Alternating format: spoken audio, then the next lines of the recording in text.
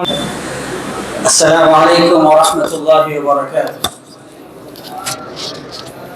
الحمد لله رب العالمين والصلاة والسلام على رسوله الأمين. أما بعد فأعوذ بالله من الشيطان الرجيم. بسم الله الرحمن الرحيم.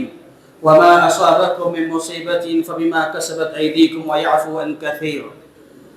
معزز باوقار صدر اجلاس فضیلت الشیخ عبدالحسیب عمری مدنی حفظہ اللہ اور دیگر باوقار دعات علماء کرام، بزرگوں، نوجوانوں، دوستوں اور ساتھیوں، آج ہم سب یہاں اس وقت 5 روزہ اسلامک کورس کے اختتام میں شریک ہیں، اور الحمدللہ ابھی آپ سب نے اس کورس میں شریک چند طلبہ کے تاثرات سنے اور آپ نے محسوس کیا کہ یہاں کیا بتایا گیا، کیا پڑھایا گیا، کیا سکھایا گیا، یہ ساری چیزیں آپ نے یہاں جانی۔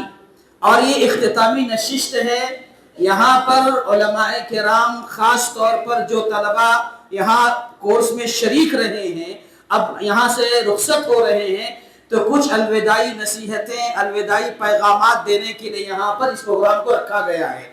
میرے محترم دوستوں اور ساتھیوں، وقت بہت محدود ہے، میں بس مختصر سی گفتگو کرنا چاہتا ہوں۔ ہم سب اس بات کو اچھی طرح جانتے ہیں کہ اس وقت اس دنیا کے اندر جس دور سے ہم اور آپ گزر رہے ہیں، یہ ملت اسلامیہ کی تاریخ میں انتہائی تاریک دور کہلائے گا۔ ہم دیکھ رہے ہیں کہ ہر طرف ظلم ہے، ستم ہے، بربریت ہے، درندگی ہے، سفاکیت ہے، قتل عام ہے، انسان کا خون بہا رہا ہے، طاقتور کمزوروں کو کھا رہا ہے۔ جیسے کہ شاعر بھی عکاسی کر رہا ہے، تیرے دور رہبری میں یہی صبح و شام ہوگا، کہیں بستیاں جلیں گی، کہیں قتل عام ہوگا۔ لوگ ٹوٹ جاتے ہیں ایک گھر بنانے میں اور تم ترس نہیں کھاتے بستیاں جلانے میں۔ یہ سب ہو رہا ہے، اور جہاں اسلام کا تقاضا ہے، جہاں اسلام ہمیں کہتا ہے یہ تمہاری ذمہ داری ہے، نصب العین ہے کہ اللہ کا پیغام اللہ کے بندوں کو پہنچانا ہے، وہیں پر یہ بھی سمجھنا ہے اس دعوت دین سے غفلت کے نتیجے میں ملک کے حالات بد سے بدتر ہوتے جا رہے ہیں۔ یہ سب ہماری نظروں کے سامنے ہے۔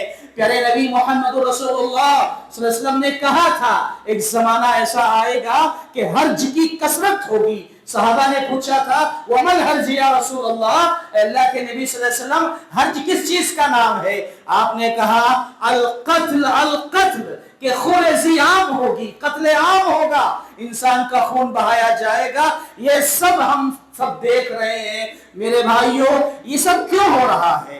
آپ نے وہ حدیث بھی سنی ہے، اللہ کے نبی صلی اللہ علیہ وسلم نے بیان فرمایا ایک زمانہ ایسا آئے گا لوگ تم پر ایسے ٹوٹیں گے جیسے بھوکے دسترخوان پر ٹوٹتے ہیں۔ صحابہ اکرام نے پوچھا اللہ کے نبی صلی اللہ علیہ وسلم کیا اس وقت ہماری تعداد کم ہوگی؟ کہا نہیں، تمہاری تعداد بہت زیادہ ہوگی، لیکن تمہارے اندر وہن پیدا ہو جائے گا، تمہیں دنیا سے محبت ہو جائے گی، موت سے نفرت ہو جائے گی، یہ ساری چیزیں ہوگی تب ایسے حالات ہو جائیں گے۔ یعنی دنیا سے محبت، سو گے تو دنیا، جاگو گے تو دنیا، بات کرو گے تو دنیا، تمہارے ذہن اور دماغ میں صرف دنیا رچی ہوگی، بسی ہوگی، اس وجہ سے یہ سارے حالات پیچیدہ ہوں گے۔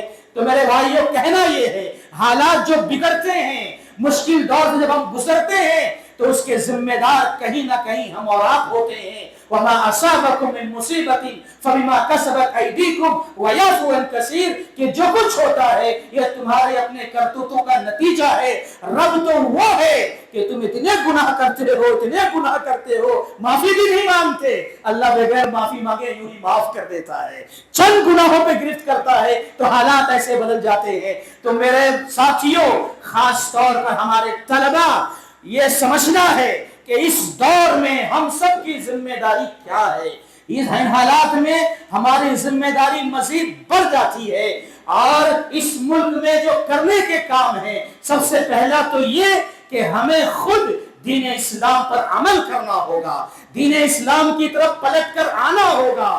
اللہ کے نبی صلی اللہ علیہ وسلم نے ایک حدیث میں بیان فرمایا حَتَّى تَرْجِعُوا إِلَىٰ دِينِكُمْ، یہ ذلت، یہ رسوائی तुम्हें इस जिल्लत और रुसवाई से तुम उसी वक्त निकल सकते हो जब तुम दीन इस्लाम की तरफ पलट कर आओगे। तो मेरे भाइयों, मैं ये कहना चाहता हूं हमारे नौजवानों से कि अपने आप को दीन का पाबंद बनाओ, 5 वक्त का नमाजी बनाओ, सुन्नत नवाफिल के पाबंद बनो, जिक्र अस्कार है, इसी तरीके से जितने भी खैर खूबी के काम कर सकते हो करो। अपनी जिंदगी को इस्लाम के साँचे में ढालने की कोशिश करो, इस्लाम पर कायम रहो, साबित कदम रहो, जमे रहो।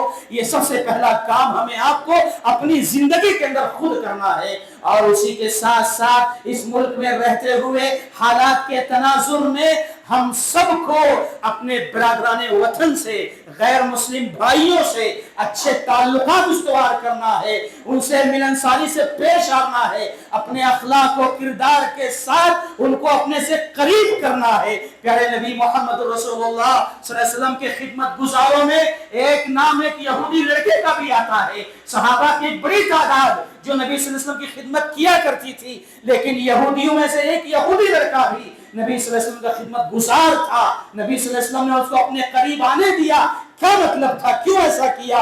रिजल्ट आगे आया, वो लड़का बीमार हुआ, अल्लाह के नबी सल्लल्लाहु अलैहि वसल्लम उसके घर गए, खैरियत दरियाफ्त की और कहा अस्लिम या वलद, कलमा पढ़ लो, इस्लाम कबूल कर लो। फनज़रा इला अबीही, वो लड़का अपने बाप की तरफ देखने लगा, क्या करूं?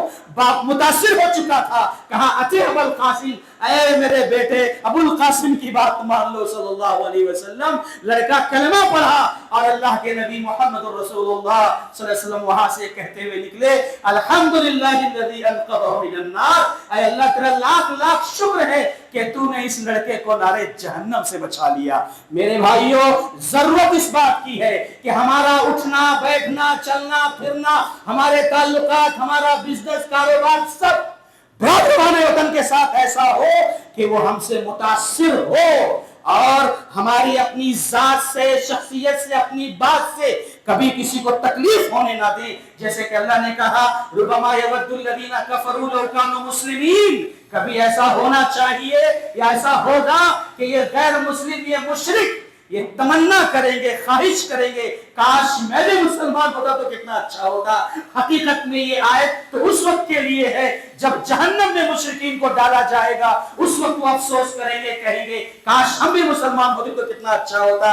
लेकिन इस वक्त मुझे याद आ रहा है उस्ताद से मोहतरम हाफिज हफीजुर रहमान आज़मी उमरी मदनी रहिमहुल्लाह अपने तफसीर के दर्स में ये बात भी कहा करते थे कि ये मंजर यहाँ भी देखने को मिल सकता है। अगर एक मुसलमान अपने अखलाक को, किरदार को, कैरेक्टर को आला बना ले, बुलंद कर ले, तो ये गैर मुस्लिम मुसलमानों के किरदार को देख करके, मुसलमानों के अखलाक को देख करके एक गैर मुस्लिम भी कहने पर मजबूर हो जाएगा, काश हम भी मुसलमान होते तो कितना अच्छा होता। तो मेरे भाइयों, इस वक्त ये एक बहुत बड़ा मसला है कि हम अपने गैर मुस्लिम भाइयों से दूर हो रहे हैं, मुनाफरतों के माहौल को और माहौल खराब करने में लगे हुए।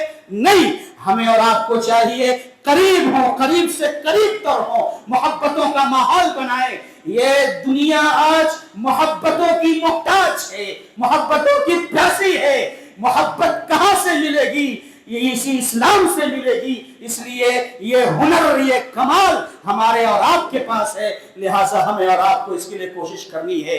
और आखिरी बात ये है मेरे भाई कि जो कुछ आपने यहाँ से सीखा है, इसके लिए आपको मुसलसल मेहनत करनी है, कोशिश करनी है, जद्दोजहद करनी है। जैसे कि अल्लाह तबारक व तआला प्यारे नबी मोहम्मद रसूलुल्लाह सल्लल्लाहु अलैहि वसल्लम की मेहनत को जब अल्लाह ने देखा, आपकी तगो-दो कोशिशें, जद्दोजहद देखी, अल्लाह को कहना पड़ा फलअल्लक बाखिउन नफ्सक अला आथारिहिम इन लम युमिनु बिहाज़ल हदीथ असफा।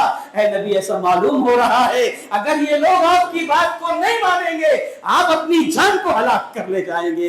ये आसमान से वही आ गई। तो मेरे भाई, ऐसी मेहनत करो। और एक बात ये भी बता दूं, अल्लाह ताला ने प्यारे नबी सल्लल्लाहु अलैहि वसल्लम के हवाले से कहा, इन्न लका फिन नहारी सबहन तवीला, क्या आप मुसलसल मेहनत करने वाले हैं। अल्लाह के दीन को आगे बढ़ाने के लिए मुसलसल मेहनत करते थे। सबहा का माना क्या होता है? अरबी जबान में आमतौर पर ये माना होता है, सबहा का माना कि तैरना। अरबी जबान में माना होता है तैरने के। नदी में एक आदमी जब उतरता है, अपने हाथ पैर चलाता है, حرکت میں رہتا ہے، جب تک وہ حرکت میں رہے گا ندی میں سلامت رہے گا۔